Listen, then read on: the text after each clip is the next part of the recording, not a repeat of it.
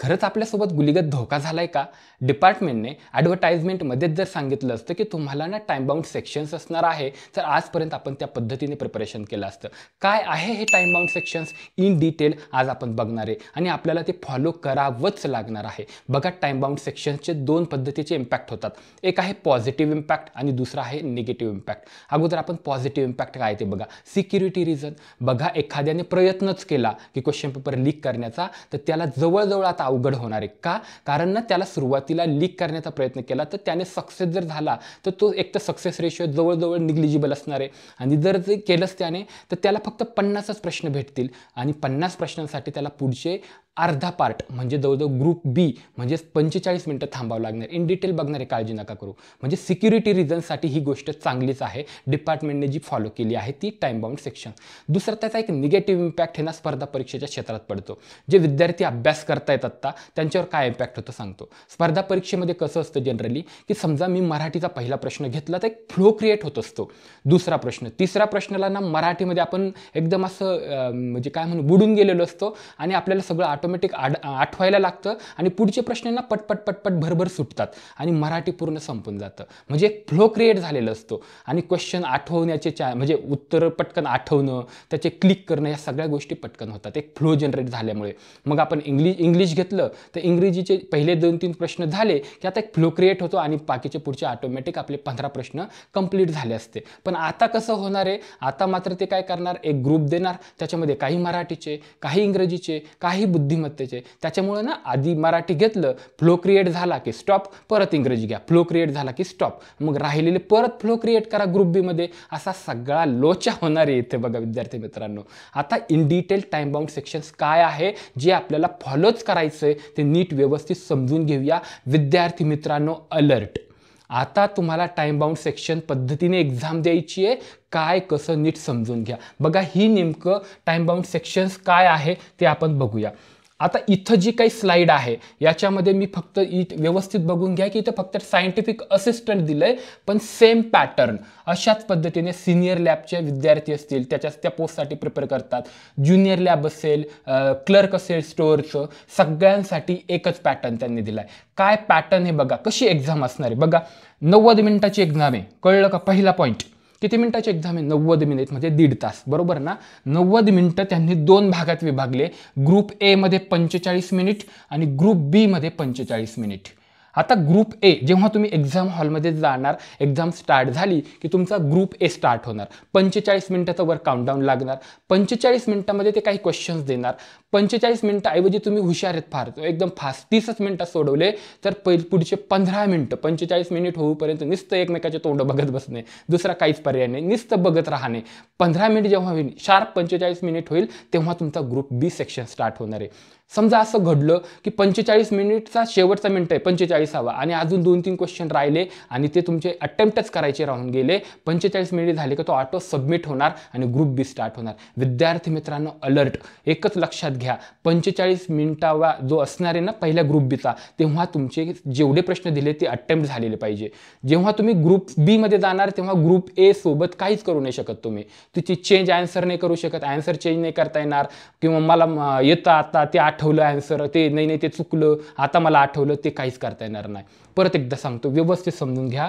आपली 90 मिनिटाची एक्झाम आहे. Scientific assistant, senior lab, junior lab तिघांची, स्टोअर क्लर्क असेल त्याची सुद्धा, चौघांची पण 90 मिनिटाची एक्झाम आहे. त्याच्यामध्ये त्यांनी 2 भाग पाडले, group A, group B. Group A जो असेल तो 45 मिनिटाचा असेल, ग्रुप बी 45 मिनिटाचा असेल. आता ग्रुप ए जेव्हा तुम्ही एक्झाम हॉलमध्ये जाल तेव्हा तुम्हाला लगेच 45 मिनिटाचा काउंटडाऊन भेटेल, ग्रुप ए स्टार्ट होईल. ग्रुप ए मध्ये ते काय करणार आहेत बघा. मराठीचे 7 प्रश्न 7, इंग्रजीचे 8 प्रश्न, जीकेचे 8 प्रश्न, जीके आणि करंट, आणि बुद्धिमत्तेचे 7 प्रश्न, आणि त्यासोबत जे आपलं टेक्निकल पार्ट आहे केमिस्ट्री आणि फोरेन्सिक सायन्स यांचे 20 प्रश्न. व्यवस्थित बघून घ्या. म्हणजे तुम्ही जेव्हा ग्रुप ए घेणार, ऑटोमॅटिक पहिल्यांदा ग्रुप एच येतो. ग्रुप ए आला, 45 मिनिटाचा काउंटडाऊन सुरू झाला की तुम्हाला ते 50 प्रश्न देणार. 45 मिनिटामध्ये 50 प्रश्न. विद्यार्थी मित्रांनो, अलर्ट. 45व्या मिनिटाला तुमचे 50 अटेम्प्ट झालेच पाहिजे. बी मध्ये गेल्यावर ए सोबत काहीच नाही करता येणार. जेव्हा तुम्ही 45 मिनिटं तुम्हाला भेटतात ना ग्रुप ए मध्ये 50 प्रश्न, तुम्ही आन्सर त्यांच्यामध्ये चेंज पण करू शकता. समजा तुम्ही मराठीचा सोडवला, खाली गेले, नंतर आठवलं अरे नाही त्या समासाचं उत्तर हे होतं, काळजी नाही करायची, 45 मिनिटं आहे ना, तुम्ही जाऊन परत चेंज पण करू शकता. पण 45 मिनिट झाले, एकदा शिक्का बसला 45 मिनिटं स्टॉप, ग्रुप ए स्टॉप, तर ग्रुप बी स्टार्ट होणार. ग्रुप ए सोबत आता तुम्ही काही नाही करू शकणार. म्हणजे परत एकदा व्यवस्थित सांगतो, कारण इथं खूप कॉल्स आलेले मला. तुम्हाला 90 मिनिटाची एक्झाम आहे, 2 ग्रुप आहे, group A, group B. Group A जो असणार आहे तो आधी भेटणार, 45 मिनिटाचा असणार. ग्रुप बी 45 मिनिटाचा असणार. आधी ग्रुप ए चे 45 मिनिटात तुम्हाला 50 प्रश्न सोडवायचे. आपल्याला टोटल 100 प्रश्न देणार आहेत. ते किती? 100. आणि किती मिनिटात? 90 मिनिटात. त्यांनी 2 ग्रुप बनवले, 45 मिनिटाचा एक ग्रुप ए, आणि 45 मिनिटाचा ग्रुप बी, असे 2 ग्रुप बनवले. 100 प्रश्नापैकी 50 प्रश्न ते ग्रुप ए मध्ये देणार आणि 50 प्रश्न ग्रुप बी मध्ये देणार. पण त्याच्यामध्ये विषयामध्ये त्यांनी डिव्हायडेशन केलं. कसं की ग्रुप ए मध्ये 45 मिनिटात जे 50 प्रश्न दिले जातील ते फक्त मराठीचे नसणार आहे. मराठीचे फक्त 7, इंग्रजीचे 8, जीकेचे 8, बुद्धिमत्तेचे 7, आणि केमिस्ट्री आणि फॉरेन्सिक सायन्स टेक्निकल पार्ट जो आहे त्याचे 20 प्रश्न ते आधी तुम्हाला देणार. समजा तुमचा ग्रुप ए संपला, बरोबर आहे, सगळे अटेम्प्ट केले तुम्ही, नो निगेटिव्ह मार्किंग. पुन्हा मला 2-3 मेसेज पडले होते, निगेटिव्ह मार्किंग आहे का? नाही सर असेल ना. मी सांगतोय ना, यूट्यूबवर सांगतोय, there is no negative marking. त्याच्यामुळे 45 मिनिट ग्रुप एस तुम्ही स्टार्ट केला, 45व्या मिनिटाला तुमचे 50 अटेम्प्ट झालेच पाहिजे. आता हे झालं ग्रुप ए. 45 मिनिट झाले, ऑटो सबमिट होईल. नसेल तर तुम्ही सबमिट करून थांबले की 45 मिनिटं तुम्हाला थांबावंच लागणार आहे. तो ऑटो सबमिट झाला की दुसरा ग्रुप बी स्टार्ट होईल. ग्रुप बी स्टार्ट झाला का पुन्हा मग ते काय करणार, 50 प्रश्न तुम्हाला दिसतील. आता मात्र मराठीचे आधी 7 होते ना, आता ग्रुप बी मध्ये 8 प्रश्न दिसतील, इंग्रजीचे 7 प्रश्न दिसतील, जीकेचे 7 प्रश्न दिसतील, आणि बुद्धिमत्तेचे 8, आणि केमिस्ट्री आणि टेक्निकल पार्ट जो आहे, केमिस्ट्री आणि फॉरेन्सिक सायन्स, त्याचे 20 प्रश्न तुम्हाला दिसतील इथे. म्हणजे अशा पद्धतीने 45-45चे 2 ग्रुप ए, ग्रुप बी, 50-50 प्रश्न. ते 50 प्रश्न एका विषयाचे नाही, सगळ्यांचे त्यांनी बायफर्केशन व्यवस्थित करून दिलेलं आहे. अशा पद्धतीने senior lab, junior lab, clerk यांच्यासाठी तर आपल्याला माहिती आहे, नॉन टेक्निकल तर सेमच आहे, 7-8 अशाच पद्धतीने. फक्त त्यांना काय असणार, इथं केमिस्ट्री, इथे बघा कोणतं senior lab, junior lab, clerk यांच्यासाठी फक्त तुम्हाला हे सगळे सेमच आहे पॅटर्न. फक्त तुम्हाला केमिस्ट्री अँड फॉरेन्सिक सायन्स हा जो विषय आहे ना, त्याच्याऐवजी जनरल सायन्स आहे, फिजिक्स, केमिस्ट्री, बायोलॉजी, त्याच्यामध्ये आधी 20 प्रश्न, दुसऱ्या ग्रुप बी मध्ये 20 प्रश्न. अशा पद्धतीचा हा पॅटर्न आहे. विद्यार्थी मित्रांनो, आता तुम्ही भरपूर तयारी केली, पण या पद्धतीने टेस्ट द्या. टेस्ट सिरीजमध्ये आपण हे सगळं इन्क्लूड केलेलं आहे ऑलरेडी. आता काही विद्यार्थी असतील ज्यांनी अजून टेस्टच दिले नाही, त्यांच्यासाठी याची सगळी व्यवस्था मी करून ठेवलेली आहे ऑलरेडी. जर तुम्ही सायंटिफिक असिस्टंट या पोस्टचा फॉर्म भरला असेल तर तुमच्यासाठी मी टाइम बाउंड टेस्ट अवेलेबल करून दिलेली आहे TCS पॅटर्ननुसार. ग्रुप ए, ग्रुप बी तिथं इन्क्लूड केलेला आहे. नो निगेटिव्ह मार्किंग, परत एकदा there is no negative marking. आणि ही जी टेस्ट आहे ना विद्यार्थी मित्रांनो, तुम्हाला फक्त 10 रुपयामध्ये सोडवायला भेटणार आहे. सॉफ्टवेअर सेम आहे, TCS सारखंच आपण त्या पद्धतीने सॉफ्टवेअरवरच टेस्ट घेतोय.